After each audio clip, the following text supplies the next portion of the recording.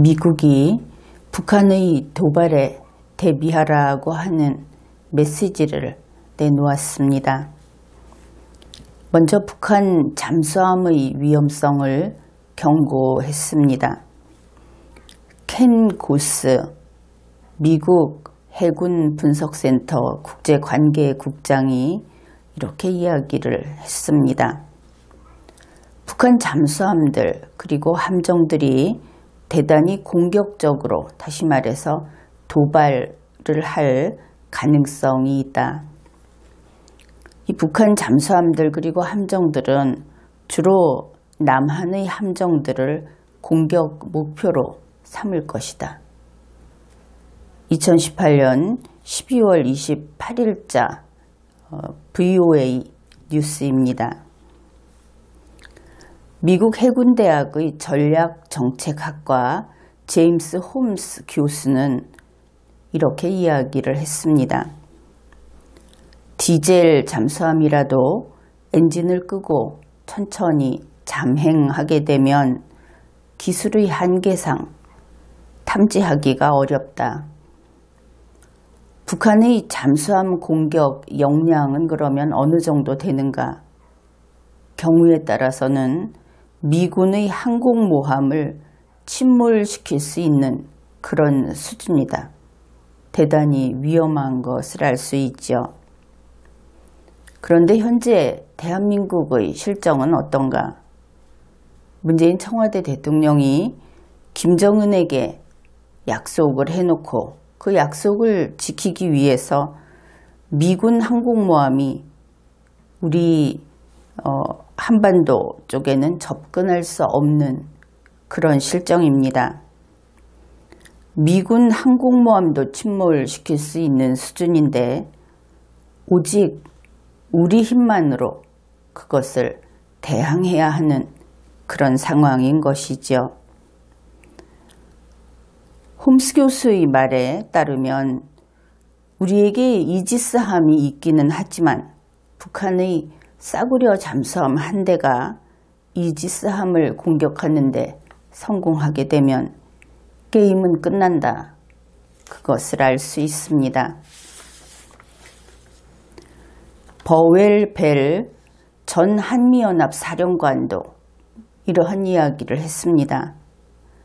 북한이 병력과 포대를 비무장지대에서 멀리 떨어진 후방으로 철수하지 않는 한 서울 근교에 있는 수천만 명의 안전은 보장할 수 없다. 한반도의 평화도, 다시 말해서 한반도에서 전쟁이 없다고 하는 것도 보장할 수 없다.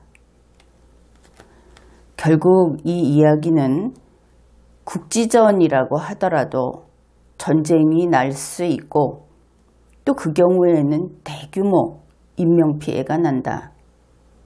그것을 알려주는 내용입니다. 그는 또 이러한 이야기를 했습니다. 북한 비핵화 하는데 그것은 우리가 풀어야 할 문제의 한 부분일 뿐이다. 사실 북한 비핵화 하나만으로 다른 모든 것을 양보할 수 있다 하는 그런 기류가 우리 한국 정부 측에는 이미 자리 잡고 있지요. 그는 이렇게 이야기를 합니다. 진짜 중요한 문제는 북한이 막대한 규모의 재래식 군대를 보유하고 있다는 것. 더구나 그것이 휴전선 바로 앞에 그 군대를 주둔시키고 있다는 점이다. 한미동맹군을 위협하고 있는 진짜 위험, 직접적인 위협 요소는 북한의 재래식 병력이다. 그렇게 이야기를 한 것입니다. 우리 한국의 인구, 상당히 많은 한국의 인구가 이 휴전선에서 서울에 이르는 이 지역에 대부분 밀집되어 있습니다. 그 이야기는 결국 북한의 재래식 무기 앞에 고스란히 노출되어 있다 하는 뜻입니다. 2018년 12월 28일 미국의 소리 뉴스에서 보도한 이러한 내용, 이것은 북한의 재래식 공격에 관한 경고가 분명합니다. 문재인 청와대 대통령과 민주당은 누구보다도 잘 알고 있을 겁니다. 미국이 세계 곳곳에서 수행하고 있는 전투는 핵전쟁이 아니다. 바로 이러한 재래식 무기로 하는 국지전이다. 전쟁이 일어날 수 있고 현재 전쟁이 수행되고 있다 하는 것은 엄연한 현실이다 하는 점인 것입니다. 2018년 연말에 미국은 핵전쟁이나 ICBM 공격의 위험을 이야기한 것이 아니고 한반도의 국지전을 이야기했습니다. 이렇게 학자들이나 군사 전문가들, 장군들이 경고를 할 때에는 귀담아 듣는 것이 좋습니다. 그러나 세상에 진실한 말은 없다고 믿는 상습 거짓말쟁이들은 결코 경청하지 않겠지요. 문재인 청와대 대통령은 우리 원전을 없애거나 멈췄습니다. 깨끗한 신재생에너지 쓰자 이렇게 말하면서 그런 일을 했습니다. 문재인 청와대 정부는 최선을 다했다고 할지도 모르겠습니다. 그런데 현실은 전력이 부족하고 에너지 비용의 지출이 증가했습니다. 2018년 한국은 1년 내내 화력 발전을 풀가동하다시피 했습니다. 그리고 그 결과 미세먼지는 최악이었고, 그리고 석탄 떼다가 사람까지 죽었습니다. 전력은 부족하고 에너지 비용은 증가하고 이것이 더 심각한 현안으로 되어버린 것이지요. 해결이 된 것도 아니고 더 나은 곳으로 나아간 것도 아니고 훨씬 나빠지기만 했다. 그런 것입니다. 물론 아직 원전이 다 없어진 것은 아닙니다. 그렇기는 하지만 인력은 빠져나가고 원전 기술은 대체로 죽어가고 있다. 그렇게 평가할 수 있겠습니다. 에너지 정책은 그렇다고 치는데 그러면 국방은 어떠한가? 군대는 어떠한가?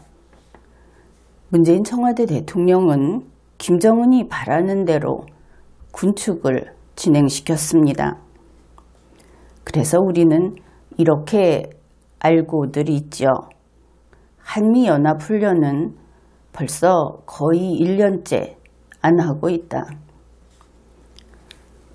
비무장지대의 지뢰는 제거됐고 GP는 폭파됐으며 국방개혁 2.0은 사실상 폐기라고 한다. 북한을 주적에서 확실히 제외시켰다. 실제로 그것을 명문화할 것이다. 그 대신에 일본을 싸울 대상으로 보고 있고 벌써 양국 간에 문제가 생겼다. 무엇보다 문재인 청와대 대통령은 국군의 사기를 떨어뜨렸다. 군인들에게 무기를 내려놓고 평화를 노래하라고 했다. 이러한 것들이 우리 국민이 인식하고 있는 대한민국의 군대, 문재인의 국방정책, 거기에 대한 정보들입니다. 국가를 지킬 의지, 그리고 적과 싸워서 물리치겠다고 하는 사기는 한번 무너지면 끝입니다. 원전과는 조금 다른 것이죠.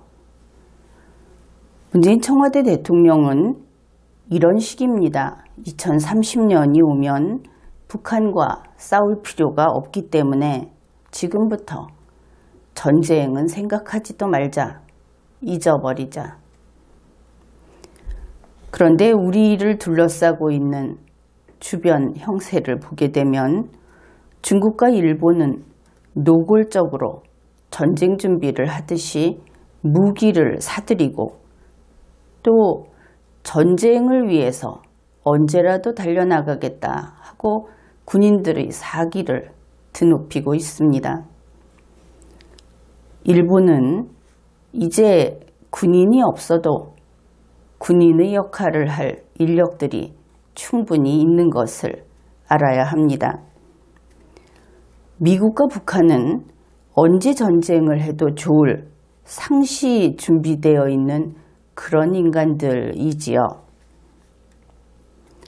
문재인 청와대 대통령은 언제라도 싸울 준비가 되어 있고 그리고 싸워서 적을 물리칠 실력이 있을 때만 전쟁은 예방되는 것이다. 그것을 알아야 하겠습니다. 그것은 긴 인류 역사가 보여주는 것입니다. 문재인 청와대 대통령은 10년 후의 꿈 같은 상상을 이야기하면서 우리 국군을 약화시키고 있습니다. 국민을 속이는 것이죠. 그런데 미국은 한반도에 전쟁의 기운이 다가오고 있다. 이러한 경고를 한 것입니다.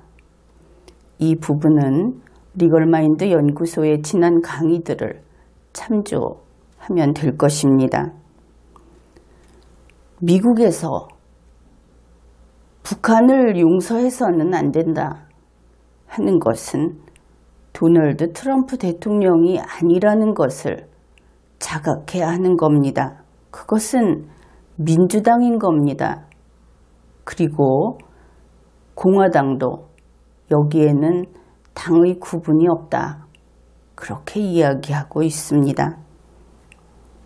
지금까지 리걸마인드 연구소였습니다.